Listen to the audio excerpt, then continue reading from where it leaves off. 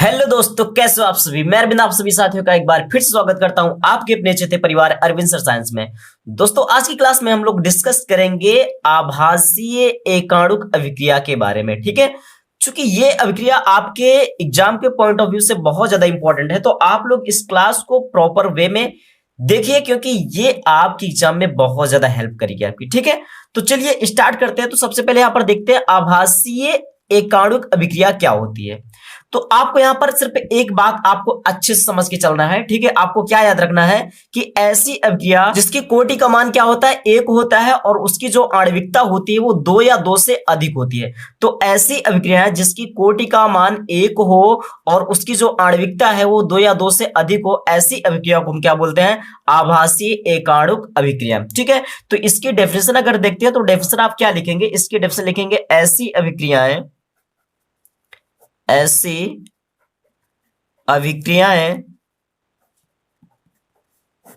ठीक है, जिनकी अभिक्रिया कोटि का मान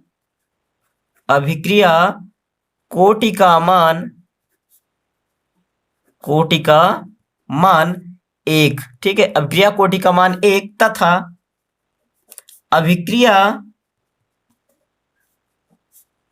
अभिक्रिया की आणविकता। ठीक है, अभिक्रिया की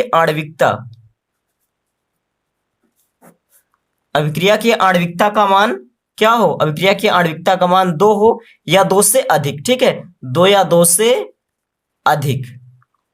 तो ऐसी अभिक्रिया जिसकी अभिक्रिया की कोटि का मान क्या हो, 1 हो, और आणविकता कितनी हो, 2 या 2 से अधिक हो, तो वो आभासीय एकाणुक अभिक्रियाएं कहलाती हैं। आभासीय एकाणुक अभिक्रियाएं कहलाती हैं। ठीक है, आई होप आपको इतनी बात समझ में आई होगी। मतलब आपको सीधी सी बात क्या समझना है कि ऐसी अभिक्रिया जिसकी कोटि का मान, ठीक है, जिसकी कोटि का मान क्या हो, 1 हो। आपको मैंने पहले ही बता दिया कि ऐसी अभिक्रिया जिसकी कोटि का मान कितना है, 1 आए, और उसकी जो आणविकता हो, ठीक है, आणविकता का मान 2 हो या 2 से अधिक हो, तो ऐसी अभिक्रिया को हम क्या बोलते हैं, आभासीय एकाणुक अभिक्रिया बोलते हैं। ठीक है, आपको ये परिभाषा लिखना है। ठीक है, चलिए अब एग्जाम्पल इसका देखते हैं। अगर इसका एग्जाम्पल लेते हैं तो जैसे यहां पर हम लेते हैं एथिल एसीटेट का अगर जल अपघटन करते हैं, तो यहां पर हमने लिया, ठीक है, यहां पर हम लेते हैं एथिल एसीटेट। ठीक है, चलिए ओके, अब यहां पर हमने लिया एथिल एसीटेट CH3COO C2H5, ये रहा हमारा एथिल एसीटेट। और इसका क्या करते हैं, जल अपघटन अगर इसका करवाते हैं, ठीक है, इसका अगर हम जल अपघटन करवाते हैं, ठीक है, तो क्या हो जाएगा, ये CH3COOH प्लस आपका C2H5OH कैसे बना, ध्यान से देखिएगा। यहां पर आपका जो CH3COO है और आपका जो H2O है, तो H2O आपका किसमें, H प्लस में और OH माइनस में टूटता है। तो जो आपका H प्लस था, ठीक है, आपका जो H था इसके साथ आ गया, तो आपका बना CH3COOH। और आपका जो यहाँ पर क्या है, आपका यहाँ पर जो आपका यहाँ पर C2H5 है, तो यहाँ पर आपका OH और C2H5 साथ हो गया, तो आपका बन गया C2H5, मतलब आपका एथिल अल्कोहल बन गया। और ये आपका क्या बन गया, ये आपका एसिटिक एसिड बन गया। ठीक है, ये आपका क्या बन गया, एसिटिक एसिड। लेकिन आपको यहाँ पर समझने वाली बात क्या है, यहाँ पर जो आपको ध्यान देने वाली बात यह है कि प्रयोग द्वारा अगर अध्ययन करें हम, तो इस अभिक्रिया का जो वेग एथिल एसीटेट की सांद्रता की प्रथम घात के समानुपाती पाया जाता है। मतलब अगर इसका हम वेग निकालते हैं, ठीक है, इसका अगर वेग निकालें, वेग dx अपॉन dt, मतलब यहां पर हो जाएगा k, और ये हो जाएगा आपका CH3। ठीक है, जी हाँ, अब आपको दिख रहा होगा।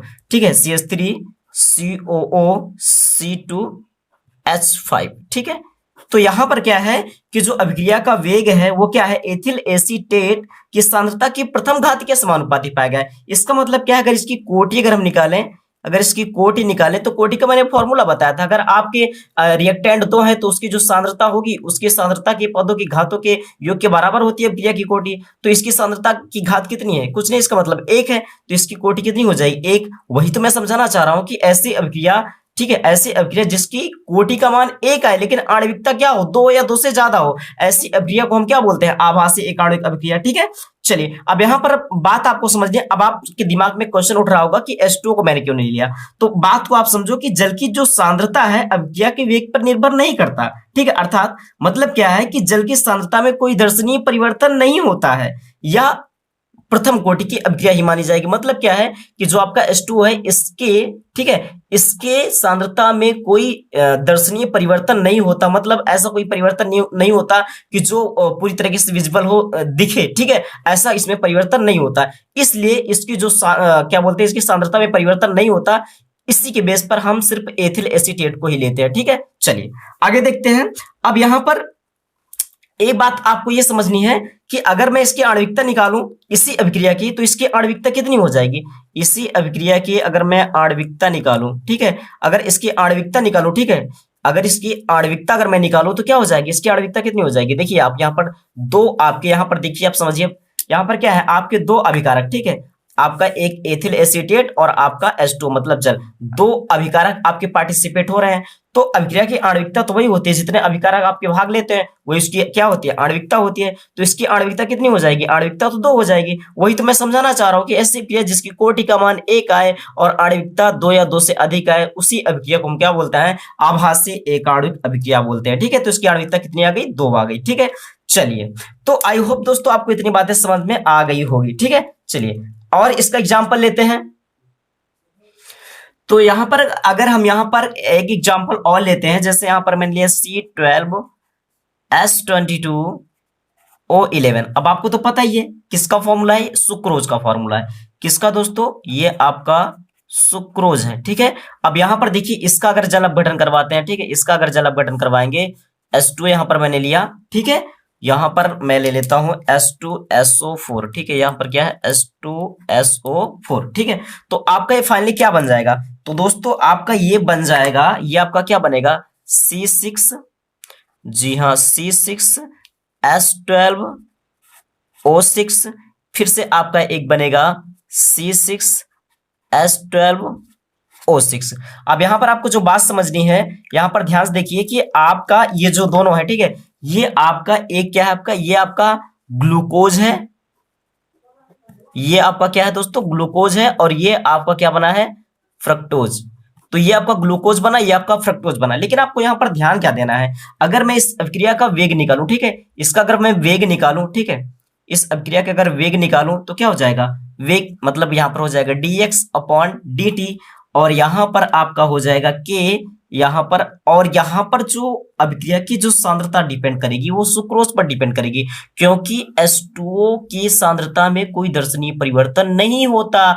बार बार मैं बता रहा हूं, तो अभिक्रिया का जो वेग होगा इसी पर निर्भर करेगा। इसका मतलब C12H22O11। ठीक है, तो यहां पर अगर मैं इस अभिक्रिया की कोटि निकालूं, ठीक है, इस अभिक्रिया की अगर मैं कोटि निकालूं, इस अभिक्रिया की अगर कोटि निकालूं तो कोटि कितनी आएगी, 1 आएगी, क्योंकि सांद्रता की घात कितनी है, 1 है।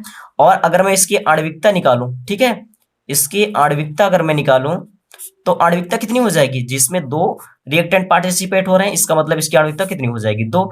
तो ये अभिक्रिया की जो आणविकता, ये 2 अणु का अभिक्रिया है, लेकिन इसकी कोटि कितनी है, 1। ठीक है, मतलब प्रथम कोटि की अभिक्रिया है। तो ऐसी अभिक्रिया जिसकी कोटि 1 हो और उसकी आणविकता 2 या 2 से अधिक हो, तो ऐसी अभिक्रिया को हम क्या बोलते हैं दोस्तों, ऐसी अभिक्रिया को हम बोलते हैं आभासीय या फिर आभासी एकाणुक अभिक्रिया।